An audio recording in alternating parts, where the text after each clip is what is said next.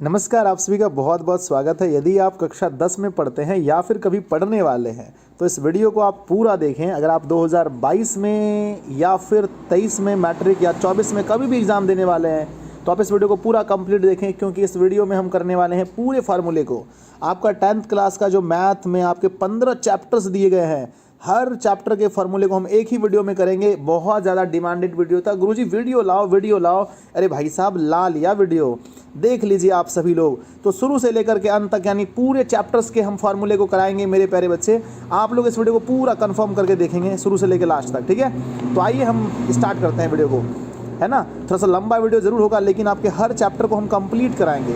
पहला देखिए, सबसे पहला जो चैप्टर है आपका नाम है वास्तविक संख्या। वास्तविक संख्या से जितने भी फार्मूले बन सकते हैं, पहला फार्मूला भाज्य बराबर भाजक गुना भागफल और जोड़ शेषफल होता है। सबको नोट करते चलिएगा। और दूसरा फार्मूला होता है, इसी को अगर हम बोलते हैं भाज्य को a मान लें, भाजक को b मान लें, भागफल को q मान लें, शेषफल को r, तो हम कह सकते हैं a बराबर बी क्यू प्लस r, जहाँ पर q का मान नहीं होना चाहिए 0।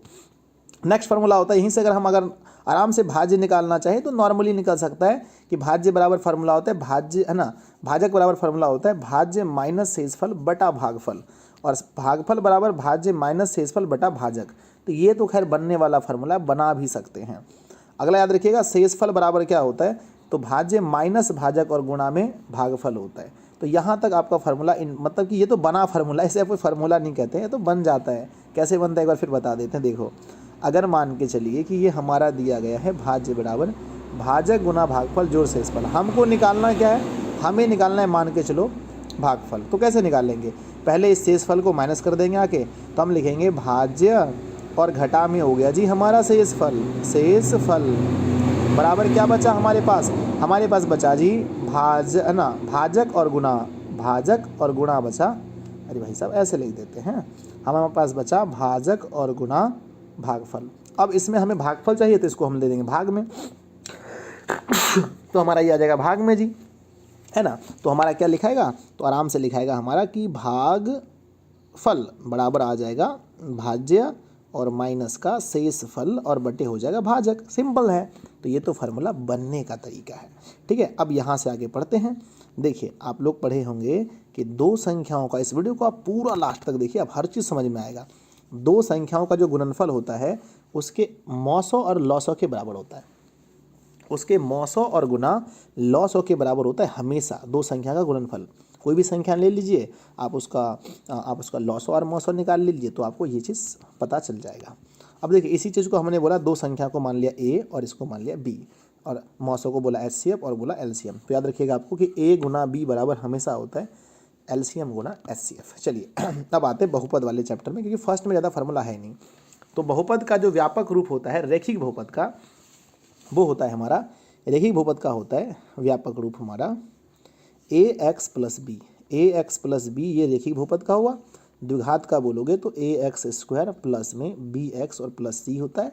त्रिघात को बोलोगे तो ax क्यूब प्लस में bx स्क्वायर प्लस में cx और प्लस में d, ये होता है त्रिघात बहुपद का।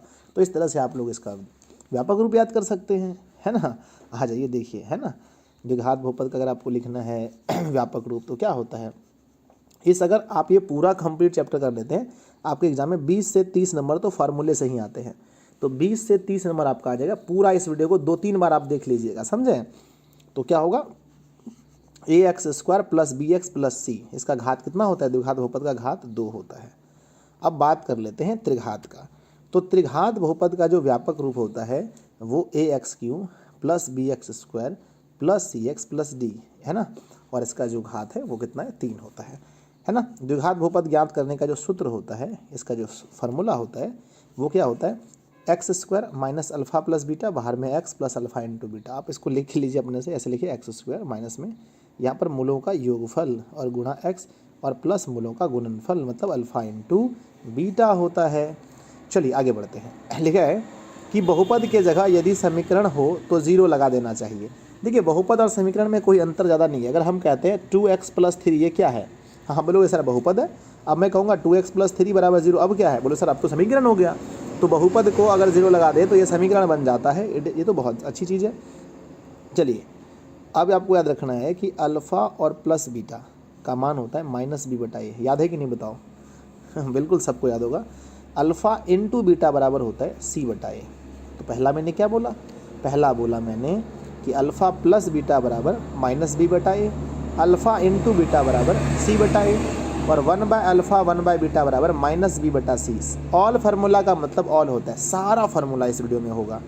चलिए अब है कि alpha plus beta plus gamma बराबर माइनस बी बटा A, alpha beta beta gamma gamma alpha C बटा A, alpha into beta into gamma minus D बटा ए होता है। चलिए अगर आप लोग जब जांच करने जाएंगे 3.10 है ना, तीसरा अध्याय, नाम क्या है, दो चर वाले रैखिक समीकरण, तो उसमें आप लोग पढ़े होंगे कि अगर कभी हो जाए a1 बाय a2 बराबर नहीं है b1 बाय b2, ठीक है, तो इसका मतलब होता है कि ये ऐसा कंडीशन होने पर संगत होता है, केवल एक हल होता है, और इसका ग्राफ जब खींचेंगे तो ग्राफ इसका प्रतिच्छेदी होगा, ठीक है।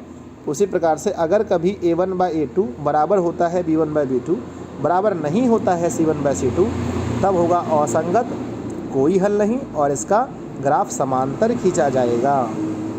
चलिए उसी प्रकार से यहाँ देखेंगे a1 बाय a2 बराबर है b1 बाय b2 बराबर है c1 बाय c2, तो ये तो संगत होगा, अपरिमित रूप से अनेक हल होंगे, और क्या होंगे, समपाती होंगे। अगर आपको ये चीज़ याद है तो कमेंट बॉक्स में यस कर देना कि गुरुजी ये सब तो हमें याद है। चलो अब देखिए, इसको ट्राई करके भी दिखाया गया है कि अगर हमारे क्वेश्चन में आता है समीकरण 2x प्लस 3y बराबर 10 और 3x माइनस 4y बराबर -2 के कितने हल होंगे, तो कितने हल होंगे तो हम चेक कर लेते हैं। इसको a1 बराबर 2 मान लिया, b1 बराबर 3 मान लिया, c1 बराबर 10 मान लिया। उसी तरह से हम मानेंगे a2 बराबर मान लेते हैं यहाँ से 3, b2 बराबर हो जाएगा -4 और c2 बराबर होगा -2, ठीक है ना। आप इसको इस पार भेज करके प्लस है ना 0 बराबर भी कर सकते हैं। कुछ लोग बोलोगे सर आप तो गलत पढ़ा दिए सर, आपको ऐसा लिखना था, सर आपको लिखना था 2x प्लस में 3y और -10 बराबर 0। हाँ बच्चों ऐसे भी कर सकते हो, नहीं भी करते तो कोई दिक्कत नहीं है। अब नीचे देखो, नीचे हो गया ना, सेम चीज़ वहाँ करने, उसके बाद तुलना करने पर a1 बाई a2 निकाले तो निकला 2/3, b1 बाई b2 निकाले तो -3/4। तो हम कह सकते हैं ना कि ये दोनों आपस में इक्वल नहीं है, तो हम यहाँ कह दिए ना। देखो हमने क्या बोला, चूँकि a1 बाई a2 बराबर नहीं है b1 बाई b2, जब बराबर नहीं होता है तो इस रैखिक समीकरण का केवल अद्वितीय हल होगा, यानी इसका केवल एक हल होगा। जब भी ऐसा कंडीशन हो कि बराबर नहीं हो तो इसका केवल एक हल होगा। चलो आगे बढ़ते हैं। अब आप लोगों ने चौथा नंबर चैप्टर के बारे में सुना होगा। यस सर सुना है, चौथा नंबर चैप्टर है ना। चौथा नंबर चैप्टर का नाम है बच्चों द्विघात समीकरण। क्या है, द्विघात समीकरण चौथा नंबर चैप्टर का नाम है। अब हमने क्या बोला कि विवेचक बराबर फार्मूला क्या होता है, तो विवेचक यानी डी बराबर फार्मूला होता है b² और -4ac। क्या होता है बोलो जल्दी से, b² और -4ac होता है हमारा फार्मूला। चलिए दूसरी ओर चलते हैं। लिखा है कि जब b² -4ac 0 से बड़ा हो तो मूल वास्तविक होगा और असमान होगा। सबको पता है ये बात, आपको भी पता होगा कि जब विवेचक का मान मतलब d का मान 0 से बड़ा हो तो मूल वास्तविक भी होगा और असमान होगा, और अगर d का मान 0 से छोटा हो जाए तो सर मूल अवास्तविक होता है, और अगर 0 के बराबर हो जाए तो मूल वास्तविक भी होता है और समान भी होता है। एग्जाम में कई बार पूछा जाता है कि अगर d बराबर 0 है तो क्या होगा, तो पहले बच्चों जब d बराबर 0 होगा तो मूल वास्तविक भी होगा और समान भी होगा। 0 से बड़ा होगा तो क्या होगा, मूल वास्तविक तो होगा लेकिन दोनों मूल असमान होगा। अगर d मतलब छोटा हो 0 से तब तो बच्चों अगर माइनस में आ जाए तो समझो मूल वास्तविक नहीं लिखाता है, तब हम उसे लिखते हैं अवास्तविक। क्या लिखते हैं, तब हम उसे लिखते हैं अवास्तविक, ठीक है ना। अब देखिए ये बात पता नहीं कि मैंने ये ब्लैक स्क्रीन में बनाया, आप लोगों को वीडियो अच्छा लगेगा या नहीं पता नहीं बच्चों, पर मैं बना देता हूँ। चलो अगला क्वेश्चन है, ठीक है ना। अगला क्वेश्चन है कि मूल x बराबर होता है √ -b plus minus √ b² -4ac बटा 2a। ये तो याद है सबको ना, ये तो मूल का फार्मूला होता है, ये मूल का फार्मूला होता है। इस वीडियो में मैंने एक भी सूत्र को नहीं छोड़ा है, आप पूरा वीडियो कंप्लीट करके देख लीजिएगा, आपको पूरा सब सूत्र मिलेगा, सब सूत्र, छोटा से छोटा बड़ा से बड़ा। अब चलिए ये हमने दिया प्लस माइनस, इसमें अगर हम अल्फ़ा अलग कर दें तो अल्फ़ा बराबर हमने प्लस दे दिया और बीटा में माइनस होता है, तो अल्फ़ा प्लस होता है बीटा माइनस, इसी चीज़ को हमने बस अलग अलग कर दिया और कुछ भी नहीं किया। चलो अब देखते हैं, AP आपने पढ़ा होगा, AP आपने पढ़ा होगा। AP प्रथम पद को कहते हैं हम लोग, प्रथम पद को कहते हैं A, और A निकालने का फार्मूला होता है D2 माइनस D1। आप बोलो सर ये कौन फार्मूला पढ़ा दिया, हमने तो ये पढ़ा है कि D का फार्मूला होता है A2 माइनस A1, लेकिन सर ये कौन फार्मूला आपने बना दिया कि कि a बराबर d2 माइनस d1 होता है। हाँ बच्चों ये भी होता है। खैर आपको ये बात अभी यहाँ ध्यान नहीं देना है, चलो हम हटा देते हैं यहाँ से, यहाँ लिख देते हैं, हटा देते हैं, इसका आप लोगों को ज़रूरी भी नहीं है। तो प्रथम पद को a कहते हैं और d का फॉर्मूला होता है a2 माइनस a1, यानी कि अगर सर्वांतर का सूत्र क्या होता है, दूसरा पद और घटा पहला पद। बोलोगे ये असर होता तो है। अगर आपको 10वां पद निकालना है तो इसका शॉर्ट होता है a प्लस में 9d। हमने सिखाया कोई भी पद निकालना है तो उसका शॉर्ट होता है। जैसे आपको मान के चलो कि 20वां पद चाहिए तो आप लिखोगे a 20 बराबर, फार्मूला क्या होता है a प्लस में 19 का d। आपको लिखना है a 30 बराबर, क्या लिखोगे a प्लस में 1 घटा करके 29 का d। आपको लिखना है a 100 बराबर, तो क्या लिखोगे a प्लस 1 कम कर दो 99 d। तो ये सब हम लोग लिखते हैं आराम से, ठीक है। चलो आगे बढ़ते हैं। अब यहाँ पर देखिए एक और फार्मूला होता है जिसका नाम है जी an का फार्मूला। an का फार्मूला क्या होता है, a plus n minus 1 into का d। Sn का फार्मूला क्या होता है ना, तो Sn का फार्मूला होता है Sn बराबर n/2 2a plus n minus 1 into का d। ये Sn का फार्मूला होता है, ठीक है। चलो अगर अंतिम पद से nवां पूछे, कई बार पता है nवां पद ना अंतिम से पूछ लेता है, AP दे करके बोलेगा अंतिम से 20वां पद निकाल लें, अंतिम से 30वां पद निकाल लें। जब क्वेश्चन अंतिम से निकालने वाला होता है तो यहाँ पर फार्मूला चेंज हो जाता है। nवां पद अंतिम से बोले तो a plus n minus 1 into D नहीं लिख करके an बराबर हम तब लिखेंगे an बराबर a minus n minus 1 into D, तब यहाँ पर माइनस कर देंगे और a अंतिम पद है, ध्यान दीजिएगा। और a का मान शुरू वाला नहीं लेना है, नहीं समझे, मान के अगर दिया है 2 4 6 8 डॉट डॉट लास्ट में 80 लिखा है तो आपको a का जो वैल्यू है, a का जो मान है 2 नहीं रखना है, a का मान आपको 80 रखना है, उधर से समझ गए ना, उल्टा रखना है मान आपको। यस, खैर वो तो हम लोग मैथ में देखेंगे। अगला है कि बिंदु -3 है ना, -4,3 किस चतुर्थांश में, तो आंसर द्वितीय में। अरे भाई साहब, इसका मतलब ये हुआ कि आपको चतुर्थांश का नॉलेज होना चाहिए, और मेरे सभी बच्चों को नॉलेज है, होता है भी, मैंने देखा है। आइए अगर आपको नहीं है तो हम देख लेते हैं।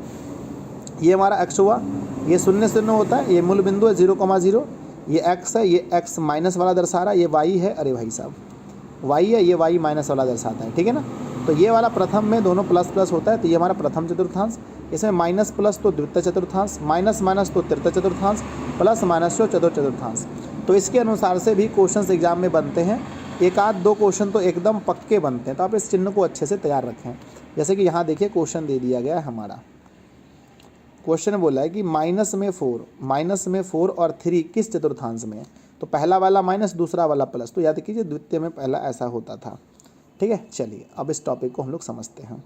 क्षैतिज रेखा को हम लोग, जो रेखा क्षैतिज होती है इस तरह से होती है, ऐसी रेखा होती है क्षैतिज वाली रेखा, तो हम लोग क्षैतिज रेखा को x अक्ष एवं उदग्र रेखा को y अक्ष कहते हैं, ठीक है। तो हमने देखा जी कि क्षैतिज रेखा को x अक्ष एवं उदग्र रेखा जो होती है, जो खड़ी खड़ी रेखा होती है, हम उसे कहते हैं y अक्ष। तो यहाँ तक क्लियर है कि क्षैतिज रेखा होगी तो हम उसे कहेंगे x अक्ष, और अगर उदग्र रेखा होगी तो हम उसे y अक्ष कहते हैं। अब बात आती है मूल बिंदु की, तो देखो क्या लिखा है कि जिस बिंदु पर क्षैतिज रेखा x अक्ष एवं उदग्र रेखा y अक्ष प्रतिच्छेद करती है उसे हम लोग मूल बिंदु कहते हैं। जहाँ पर ये दोनों रेखा क्या करेगी, प्रतिच्छेद करेगी, उसे हम मूल बिंदु, जैसे यहाँ देखो ये क्षैतिज रेखा, ये उदग्र रेखा, जहाँ पर मिल गई इसे कहेंगे हम लोग मूल बिंदु, इसे ही कहते हैं हम लोग मूल बिंदु। समझ गए आप लोग। चलिए यहाँ देखिए क्या लिखा है कि इसको याद रखना है आपको कि मूल बिंदु का निर्देशांक 0,0 होता है, क्योंकि इस बिंदु पर x एवं y दोनों का मान 0, ठीक है ना। इस बिंदु पर x और y दोनों का मान 0 होता है। आगे पढ़ते हैं नेक्स्ट। आगे क्या लिखा है, किसी बिंदु के निर्देशांक में दो मान x, y होते हैं, जिनमें पहला x को भुज कहते हैं और दूसरा y को या भुज या क्या लिखें y निर्देशांक, एवं दूसरे y को कोटि या y निर्देशांक कहते हैं। समझ गए ना। अरे यहाँ देखो ऐसे समझो, अगर कोई भी बिंदु होता है ना उसमें दो चीज़ होता है, जैसे यहाँ हमने लिख दिया बच्चों 3,5, तो इसमें क्या होता है कि ये वाला x कहलाता है और ये वाला y कहलाता है। x को हम लोग और क्या कह सकते हैं, x को हम लोग भुज भी कह सकते हैं और इसको हम लोग कोटि भी कह सकते हैं। तो याद रखना, अगर क्वेश्चन आपके एग्जाम में ऐसा आता है ना, ये लिखा रहता है कि बिंदु, क्वेश्चन देता है बिंदु, ठीक है ना, बिंदु 3,5 में भुज कौन सा है, भुज, तो आप बोलोगे सर भुज तो 3 है ना, और बोलेगा कोटि कौन सा है, तो कोटि सर दूसरा वाला होता है, कोटि हमारा 5 होगा। तो आप भुज और कोटि को आराम से समझ सकते हैं। अगला क्वेश्चन देखिए समझते हैं। लिखा है 33। भुज या एक्स निर्देशांक, किसी बिंदु की y अक्ष से दूरी उस बिंदु का भुज या एक्स निर्देशांक कहलाता है। याद रखिएगा, हमने कई बार बताया लाइव क्लास में कि अगर y अक्ष से कोई दूरी है तो वो भुज या एक्स निर्देशांक कहलाएगा। और उसका जस्ट उल्टा याद कीजिए, अगर कोटि है, अगर किसी बिंदु की x अक्ष से दूरी है, यहाँ y अक्ष से यहाँ x अक्ष से दूरी है, तो वह बिंदु का y निर्देशांक कहलाएगा। कहीं दूसरी जगह फार्मूला आपको गलत नहीं पढ़ना है, जो मैंने आपको गलत कॉन्सेप्ट नहीं पढ़ना, जो मैंने बोला ये 100% सही बोला है और इसको आपको अच्छे से याद कर लेना है ना। अगर मैं कहता हूँ भुज का क्या परिभाषा है, तो बोलेंगे किसी बिंदु की y अक्ष से दूरी उस बिंदु का भुज या x निर्देशांक कहलाता है। कोटि का क्या है, तो किसी बिंदु की x अक्ष से दूरी उस बिंदु का y निर्देशांक या कोटि कहलाता है। हो जाएगा, यस बिल्कुल। अब चलो आगे बढ़ते हैं। जैसे यहाँ क्वेश्चन दिया है कि बिंदु 5,-4 में भुज का मान क्या होगा, तो सिंपल है ना, कितना सिंपल है। भुज का मान पहला वाला भुज होता है, तो 5 हमारा आंसर हो गया। नेक्स्ट है हमारा x अक्ष पर स्थित किसी बिंदु का निर्देशांक x,0 होगा। ये यहाँ से 1 नंबर एग्जाम में आता है, एकदम 1 नंबर पक्का आता है कि x अक्ष पर स्थित बिंदु का निर्देशांक क्या होगा। तो आप बोलोगे देखो x अक्ष पर जो बिंदु होगा ना, उसमें x का मान तो होगा, पर y 0 होगा।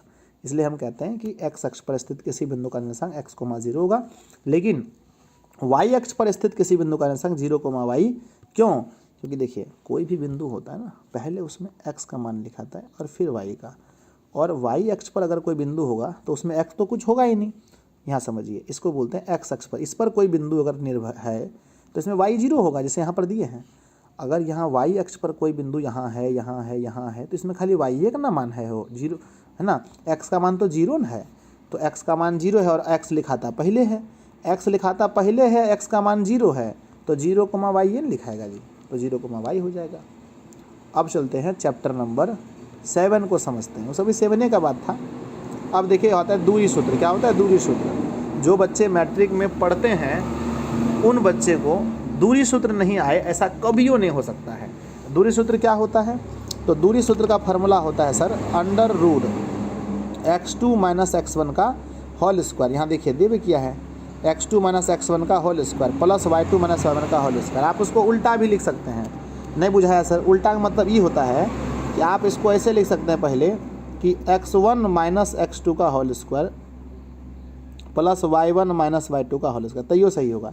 लेकिन जो सब अधिकांश लोग ऐसे लिखता है, आपको ऐसे लिखना है और इसी को याद रखना है, इस तरह का कोई दिक्कत नहीं होगा।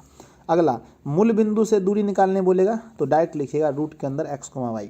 नहीं बुझाया? अगर क्वेश्चन दिया रहेगा 3,4 की मूल बिंदु से दूरी, तो आप चुपचाप कहिएगा रूट के अंदर में 3 का स्क्वायर और जमा 4 का स्क्वायर, बस बात खत्म। यानी जो चीज़ दिया रहेगा दोनों का स्क्वायर करके रूट के अंदर में आपको जोड़ देना है। ठीक है, अगला क्वेश्चन चलते हैं।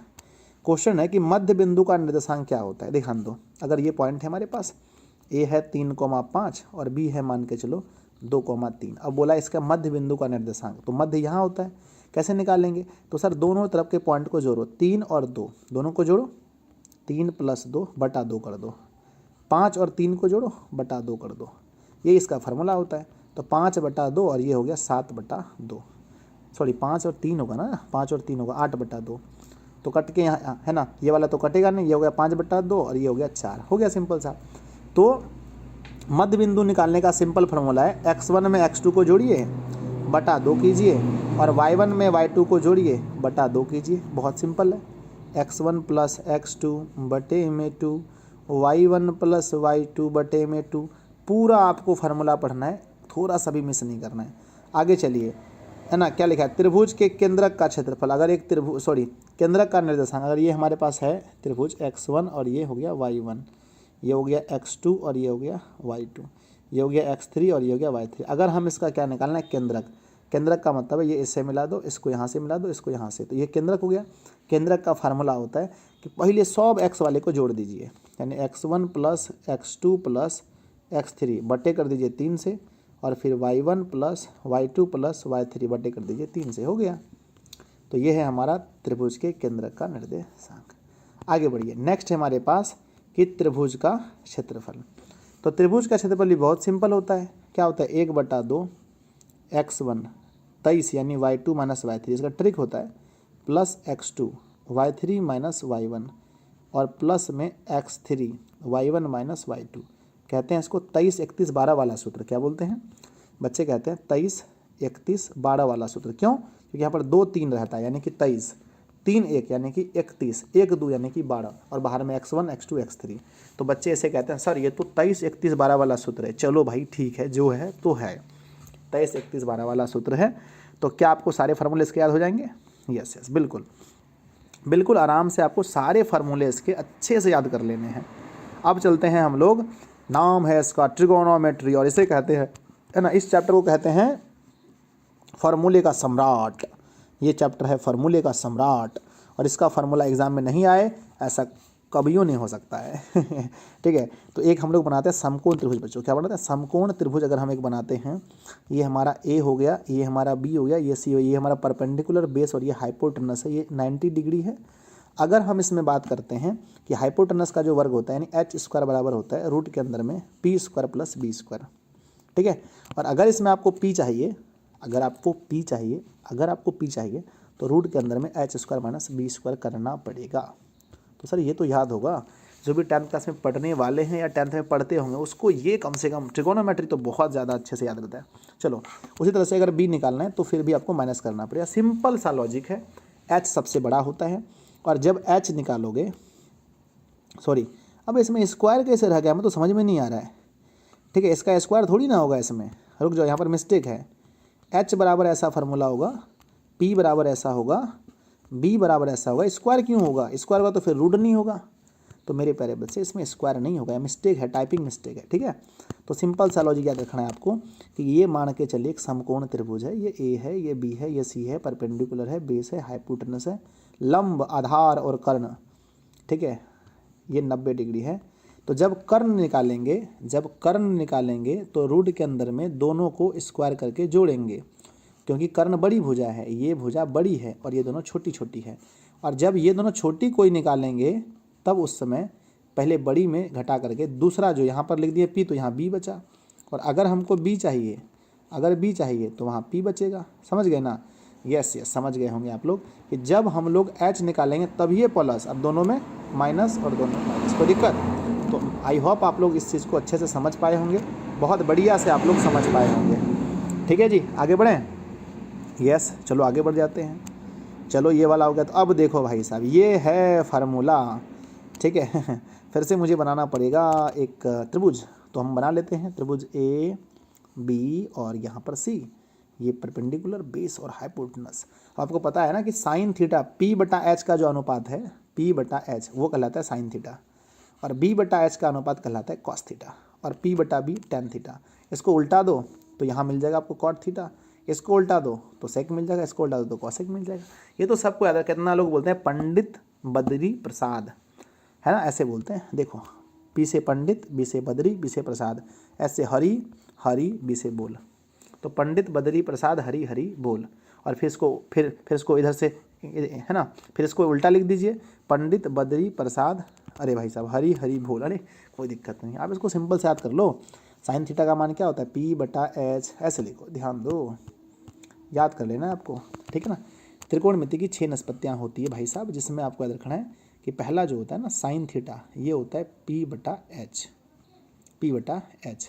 और जस्ट यहाँ दूसरा होता है कॉस थीटा, ये होता है बी बटा एच।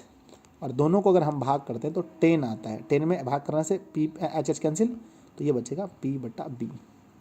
अब याद रखना है साइन का उल्टा होता है कोसेक, तो हम लिखेंगे कोसेक थीटा बराबर एच ऊपर और पी नीचे। इसका उल्टा होता है बच्चों सेक थीटा, तो ये इसका एच ऊपर बी नीचे। इसका उल्टा होता है कॉट थीटा, तो बी ऊपर और इसका पी नीचे। तो इस तरह से आप इसको याद कर सकते हैं, कोई दिक्कत नहीं है। और देखो अधिकांश लोगों को याद होगा, जो लोग 22 में एग्जाम देने वाले सबको तो याद ही होगा, 23 वालों को याद करना पड़ेगा, कर लेना आप लोग, 24 वाले को करना पड़ेगा। चलिए आगे बढ़ते हैं। इसके बाद आपको पता है ना कि साइन थीटा और कॉसेक थीटा एक दूसरे के उल्टे होते हैं। क्यों क्यों क्यों क्यों? क्योंकि साइन का फार्मूला होता है पी बटा एच और इसका फार्मूला होता है एच बटा पी, तो ये दोनों उल्टा है। दोनों को मल्टीप्लाई करोगे तो अपने आप पाओगे P P cancel, H H cancel, 1 आया। इसीलिए कहते हैं ना कि साइन थीटा और गुणा कॉसेक थीटा कीजिएगा तो 1 मिलेगा। यहाँ से 2 फार्मूला और बनाओ। मन करता है हमें साइन थीटा बनाने का, तो करने दो ना, तो 1 बटा क्या होगा कॉसेक थीटा। अगर मन करता है फिर कोशेक थीटा बनाने का तो क्या होगा 1/sin थीटा। समझ गया, जो चीज़ें गुना में है प्यारे बच्चों तो आके भाग होगा ही होगा, जो गुना में है वो आके भाग होगा। तो यहाँ से 3 फॉर्मूले और बनेंगे। देखो वही बना है जो हमने बोला था अभी कि साइन थीटा बराबर बन सकता है 1/cosec और cosec बराबर 1/sin बनेगा। अगला क्वेश्चन याद रखें सेम टू सेम है कि उसी तरह से cos थीटा और sec थीटा एक दूसरे के उल्टे होते हैं। तो cos का फॉर्मूला होता है b/h और इसका होता है h/b। तो दोनों b कटेगा h कटेगा तो 1 तो बचेगा ही ना। यहाँ से भी 2 फार्मूला बना सकते हैं हम। क्या बना सकते हैं? पहला बना सकते हैं cos थीटा बराबर, तो यहाँ पर गुना में है, यहाँ पर सेक, तो गुना वाला के हो जाएगा भाग में 1/sec थीटा। और अगर sec थीटा बराबर बनाना चाहें तो बनेगा 1/cos थीटा। ठीक है, इसी प्रकार से आप tan में भी नियम होता है, देखो यहाँ पर। तो वही चीज़ जो हम अभी कह रहे थे वही बना कि ये वाला cos बराबर बन गया 1/sin और sin है ना, सॉरी 1/sec और sec बराबर बन गया 1/cos। चलिए आगे बढ़ते हैं। tan में वही फार्मूला है, tan थीटा और cot थीटा एक है ना, एक दूसरे के उल्टे होते हैं। यानी कि अगर tan का फार्मूला होता है p/b तो इसका फार्मूला होता है b/p और p कैंसिल b कैंसिल तो 1 आएगा। उसी प्रकार से यहाँ पर भी आप आराम से फार्मूला बना सकते हैं। tan थीटा बराबर क्या बनेगा बोलो? 1/ अरे बोलो भाई साहब cot बनेगा, और cot बराबर क्या बनेगा? 1/tan बनेगा। कोई दिक्कत है क्या? नहीं। तो चलो आगे बढ़ते हैं। ठीक है, वही चीज़ जो हम बोल रहे थे, यहाँ t छूट गया। tan बराबर 1/cot, cot बराबर 1/tan। सिंपल सी तो बात है। चलो अब याद रखना है आपको कि साइन थीटा और cos थीटा को भाग करने से tan आता है। कैसे बताओ? tan का फार्मूला होता है p/b। अब यहाँ पर साइन का फार्मूला होता है p/h और cos का फार्मूला होता है b/h। नीचे का h काट दो तो बन गया ना p/b, यहाँ पर भी p/b। तो याद रखिएगा अगर ऊपर साइन है तो आएगा tan, यानी हम कह सकते हैं ना कि tan थीटा बराबर फार्मूला होता है साइन थीटा बटे cos थीटा। और जब उल्टा पढ़ोगे आप cot थीटा बराबर तो आप पढ़ोगे cos थीटा बटे साइन थीटा। ये दोनों में अंतर चीज़ है। चलिए हो गया जी, आगे बढ़ते हैं। बस इसी में स्क्वायर कर दो तो ये स्क्वायर हो गया। ठीक है, इसको याद रखना, ये भी फार्मूला होता है, हम आगे भी इस पर चर्चा करेंगे। ये वाला फार्मूला आगे चर्चा करेंगे। cot है तो ऊपर में cos होगा। ठीक है, चलो हम इस पर चर्चा कर ही लेते हैं। ध्यान दीजिए, आपको 2 फार्मूला अति महत्वपूर्ण है, याद रखना है, अति महत्वपूर्ण, जो एग्ज़ाम के लिए एकदम पक्का आएगा, एकदम पक्का। हाँ जी पक्का। अगर क्वेश्चन में ऐसा लिखा है कहीं 1+tan स्क्वायर थीटा बटे 1+cot स्क्वायर थीटा, तो याद रखना इस क्वेश्चन का जो जवाब आएगा ना वो ऊपर वाला चीज़ होता है, यानी tan स्क्वायर थीटा। आपको एग्ज़ाम में आंसर, आपको एग्ज़ाम में नंबर लाना, आप ज़्यादा मतलब इस पर बात मत कीजिए। अगर cot ऊपर जाएगा तो आंसर यहाँ cot हो जाएगा। कैसे बताओ? तो अगर ऐसा क्वेश्चन आ जाए 1+cot स्क्वायर थीटा और प्लस 1+tan स्क्वायर थीटा, तो इसका जो वैल्यू होगा ना, इसका जो वैल्यू होगा तब इसका आंसर हो जाएगा cot स्क्वायर थीटा। समझ गए? It is very simple. हम आगे समझेंगे कि 1+cot बराबर कैसे कोशेक होता है cosec स्क्वायर थीटा, और 1/tan बराबर कैसे sec स्क्वायर थीटा होता है। पूरा वीडियो को कंप्लीट देखिएगा, वीडियो को लाइक भी करते रहिए, ऐसा नहीं कि सिर्फ देखना है। अब आता है पूरक वाला चीज़। ठीक है, पूरक वाला sine theta, sine 90 degree minus theta बराबर cos आएगा। ठीक है, ध्यान दीजिए, पूरक को हम समझा देते हैं अच्छे से आपको। आइए समझते हैं। देखिए पूरक वाला में बस इतना सा लॉजिक है कि अगर हम ऐसे लिखते हैं ना, साइन के बाद आता है cos, cos के बाद आता है tan, tan के बाद आता है cot, cot के बाद आता है sec और sec के बाद आता है cosec। तो बस आपको इतना याद रखना है कि ये सब अपने अपने पड़ोसी के पूरक होते हैं। पूरक समझते हैं ना? जब 2 कोणों का योग 180 डिग्री हो, सॉरी माफ़ कीजिए 90 डिग्री हो, तो ये पूरक कहलाते हैं। समझ गए? अगर 40 डिग्री है, सॉरी 40 डिग्री है तो इसका पूरक कौन होगा? 50 डिग्री। क्यों? क्योंकि ये दोनों मिलके 90 है। और पूरक एक तरफ से नहीं होता है, दोनों एक दूसरे के पूरक होते हैं। तो हमसे अगर कोई पूछे 40 का पूरक तो मैं बोलूँगा सर 50 डिग्री, और कोई पूछे 50 का पूरक तो मैं बोलूँगा 40 डिग्री। उसी प्रकार से बच्चों अगर कोई पूछे कि ए और बी अगर आप एक दूसरे के पूरक हैं, ए और बी एक दूसरे के पूरक हैं तो दोनों मिलके 90 होगा। यानी ए बराबर हम निकाल सकते हैं 90 डिग्री और माइनस का बी, और बी बराबर हम कह सकते हैं 90 डिग्री और माइनस का ए। ये फंक्शन को आप याद रखेंगे। ठीक है, अब उसी तरह से साइन जो है त्रिकोणमिति में, साइन जो है वो होता है पूरक कॉस का, और उसी तरह से कॉस भी पूरक होगा साइन का। आगे बढ़ते हैं। tan पूरक होता है कॉट का, तो कॉट पूरक होगा टेन का। सेक पूरक होता है कोशेक का, तो कोशेक पूरक होगा सेक का। सिंपल सी बात है। मैं आपसे पूछता हूँ 20 डिग्री का पूरक बताओ। 70 सर, हाँ 70 होगा। अबे दोनों को जोड़ के मेरे बच्चे, दोनों को जोड़ के अगर 90 पुड़ गया तो वो पूरक हो गया। अच्छा ये बताओ 60 का पूरक, सर 30 होगा, हाँ 30 होगा। 45 का पूरक, सर 45 होगा। चलो जिस पर मतलब कि 90 पुरने में जितना कम है वही आपका आंसर है, समझ गए। तो उसी तरह से हम यहाँ पर फार्मूला बनाएंगे अब कि साइन 90 डिग्री माइनस थीटा बराबर होता है कॉस थीटा, और कॉस 90 डिग्री माइनस थीटा बराबर होता है sine theta. Ten 90 degree minus theta बराबर होता है कॉट थीटा, और कॉट 90 डिग्री माइनस थीटा बराबर होता है टेन थीटा। आप यहाँ पर देखेंगे साइन का दोष कॉस, कॉस का दोष साइन, ऐसे होता है। फिर उसी प्रकार से सेक का भी होगा। सेक 90 डिग्री माइनस थीटा बराबर कॉशेक थीटा, और कॉशेक 90 डिग्री माइनस थीटा बराबर सेक थीटा। देखिए यहाँ पर लिखे हैं सारे के सारे फार्मूले, आप एक नज़र में देख सकते हैं। ठीक है, चलो अब देखते हैं सर्वसमीका वाला, है ना।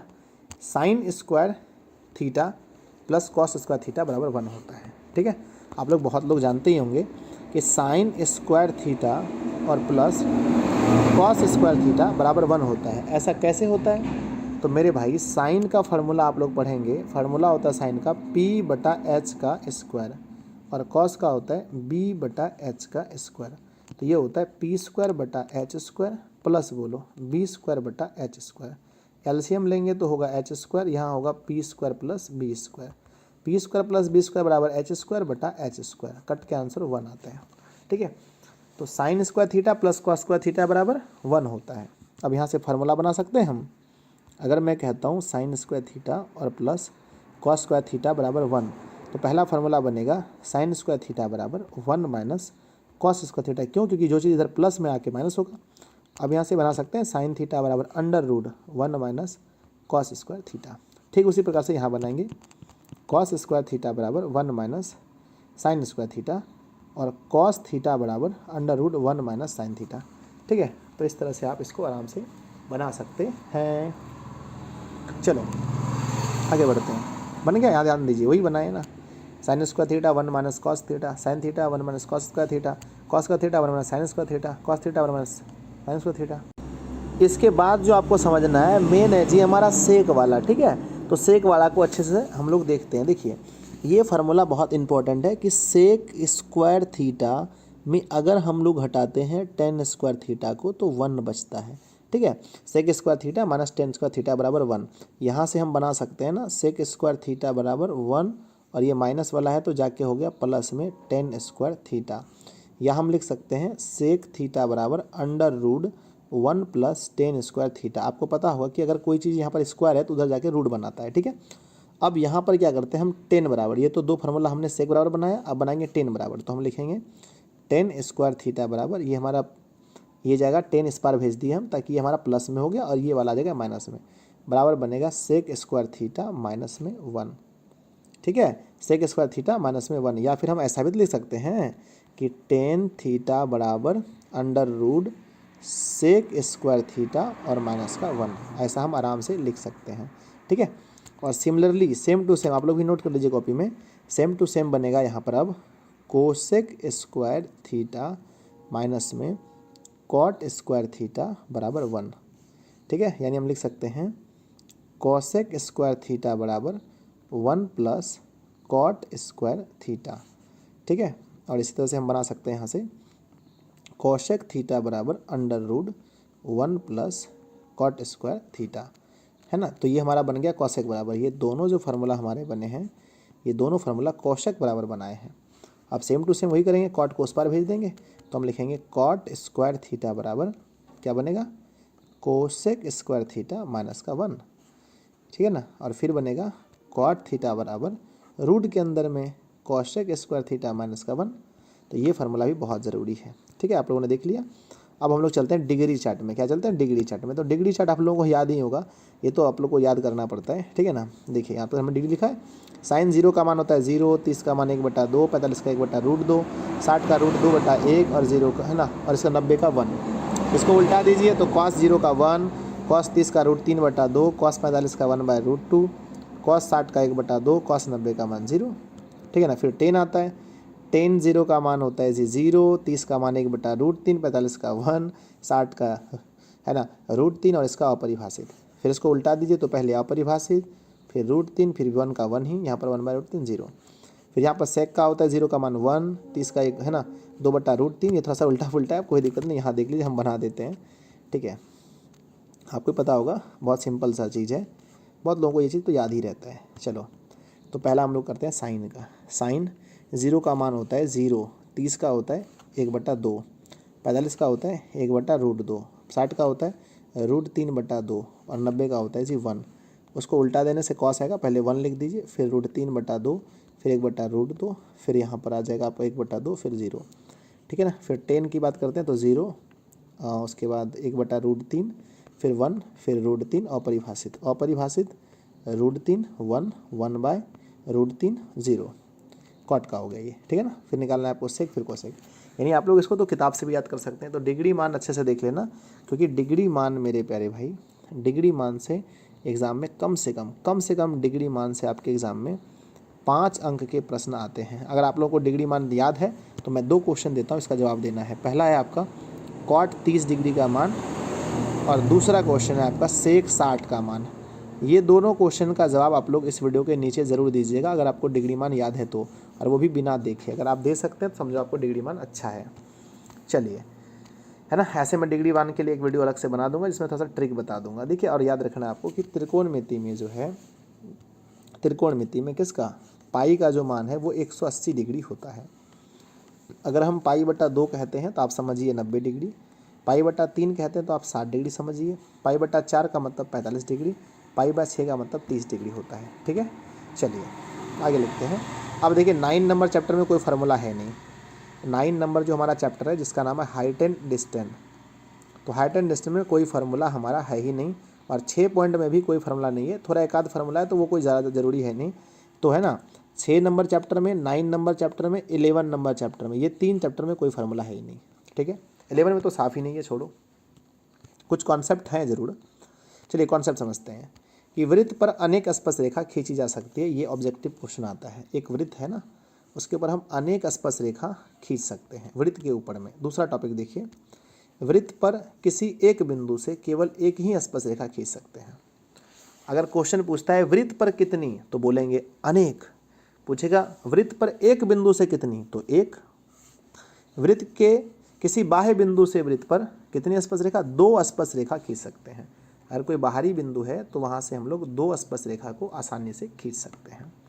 चलिए अब यहाँ चलते हैं। लिखा है वृत्त के किसी भीतरी बिंदु से कोई स्पर्श रेखा नहीं खींच सकते। ये वृत्त है और इसके भीतर में एक बिंदु है, भीतर में एक बिंदु है, तो हम यहाँ से कोई स्पर्श रेखा नहीं खींच सकते हैं, क्योंकि स्पर्श रेखा हम उसको बोलते हैं जो एक बिंदु पर स्पर्श करें।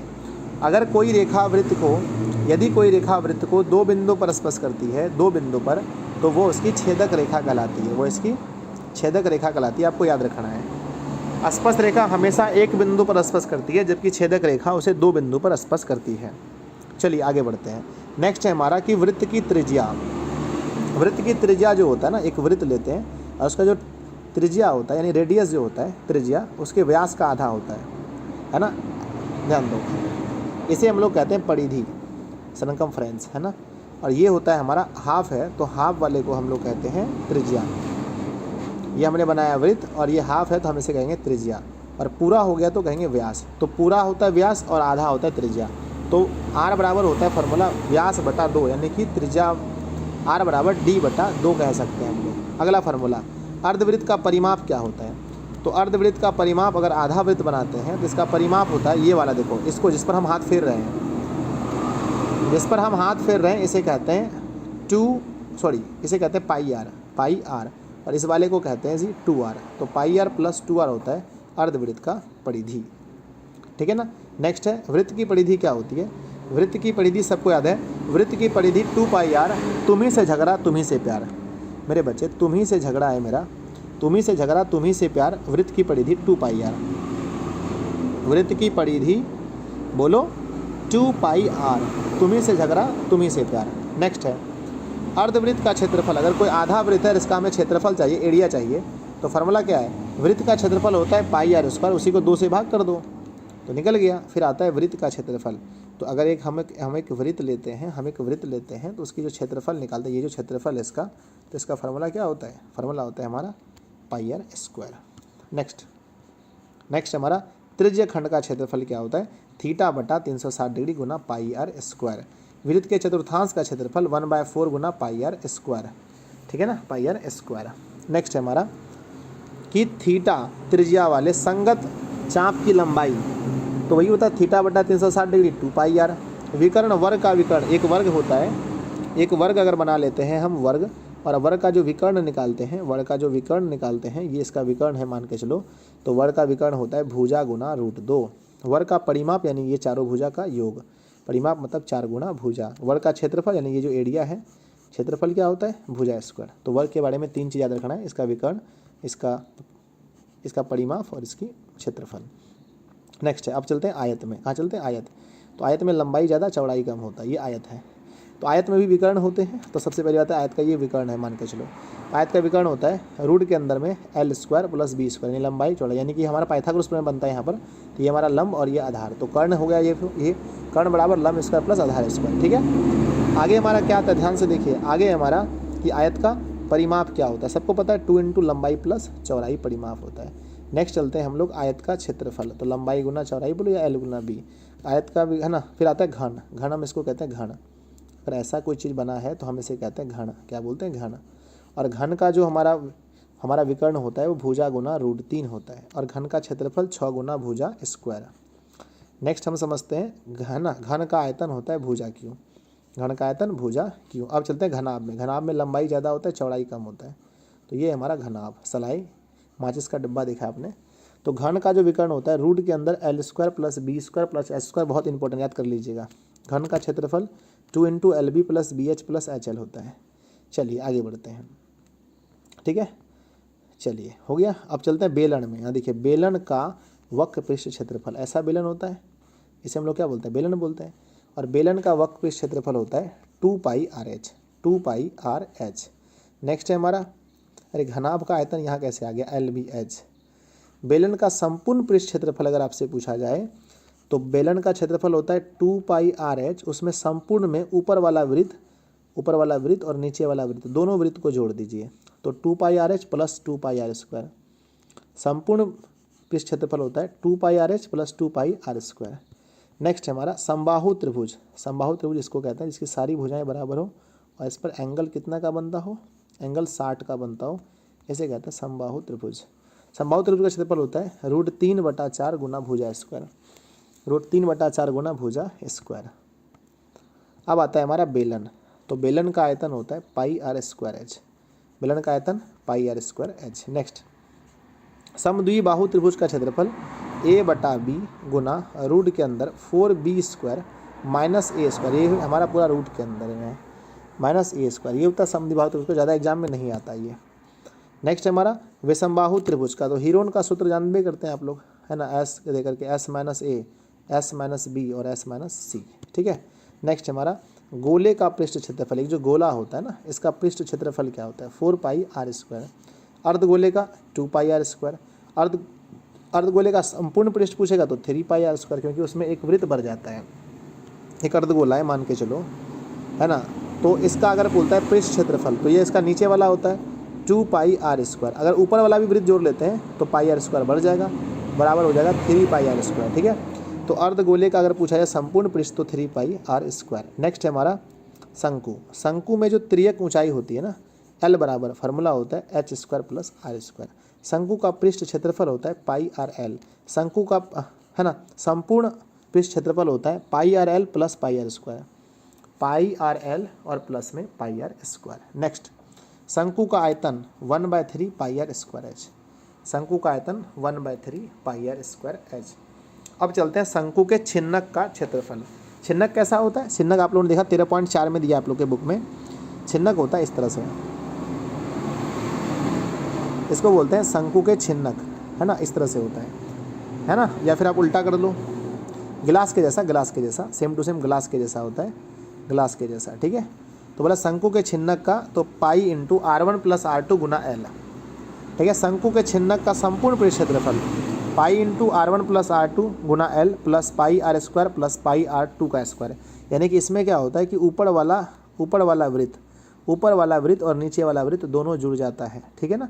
चलिए, शंकु के छिन्नक का आयतन ये बड़ा इंपॉर्टेंट है, क्या होता है 1/3 पाई H और R1 का यहाँ हो जाएगा R1 का स्क्वायर प्लस R2 का स्क्वायर प्लस R1 गुना R2। ये तो हमें याद है जी, क्योंकि क्वेश्चन हम लोग कई बार करते हैं, ठीक है ना, आप भी अच्छे से याद कर लें। चलिए, अब आता है हमारा माध्य, माध्यक और बहुलक। बस छोटा सा 3-4 फार्मूला है ना। माध्य का फार्मूला क्या होता है? माध्य का फार्मूला होता है सिग्मा fx बटा n, सिग्मा fx बटा n। बहुलक का फार्मूला क्या होता है? बहुलक का फार्मूला होता है ना, बहुलक का फार्मूला देखो, ये हमारा वीडियो जो है ना कंप्लीट फार्मूला का है, तो आप पूरा वीडियो अच्छे से देखें, ठीक है। बहुलक बराबर L plus F1 minus FO बटे 2F1 minus F2 Guna I, ये होता है बहुलक का फार्मूला। नेक्स्ट हमारा आता है माध्यक का L plus N/2 minus CF बटा F गुना I, ये होता है माध्यक का। बहुलक माध्य और माध्यक में एक संबंध है, बहुलक बराबर होता है 3 गुना माध्यक और माइनस 2 गुना माध्यक, ठीक है। अब थोड़ा सा प्रायिकता के बारे में पढ़ लेते हैं। फार्मूला प्रायिकता में क्या क्या होता है? प्रायिकता में कोई फार्मूला नहीं होता, बस कॉन्सेप्ट है कि असंभव घटना की प्रायिकता 0 होती है। संभव घटना की प्रायिकता 0 से 1 के बीच होती है। निश्चित घटना की प्रायिकता हमेशा 1 होती है और निश्चित घटना की प्रायिकता 0 होती है। चलो, ये वाला क्वेश्चन नहीं आता है। प्रायिकता का सूत्र होता है घटनों की संख्या बटे कुल घटनों की संख्या, है ना, घटनों की संख्या बटे कुल घटनों की संख्या। तो चलिए हम इसके साथ जी अंत करते हैं। लंबा वीडियो बना, बहुत लंबा बना, लेकिन शुरू से लेकर के हमने आपको अंत तक बताया। अब आंख बंद कीजिए और बताइए, क्या कोई हमने क्वेश्चन मतलब कोई भी फार्मूला छोड़ा? क्या मैंने कोई भी फार्मूला छोड़ा आपके लिए? नहीं प्यारे बच्चों, बनाने में बहुत मेहनत लगी है, ठीक है। तो प्लीज़ प्यारे बच्चों, अगर आप सभी लोग चाहते हैं इस वीडियो को अधिक से अधिक बच्चे देखें, तो कुछ मत करना, बस गुरु दक्षिणा के लिए इस वीडियो को शेयर कर देना। जितने भी व्हाट्सएप ग्रुप हैं वहाँ पर लिख करके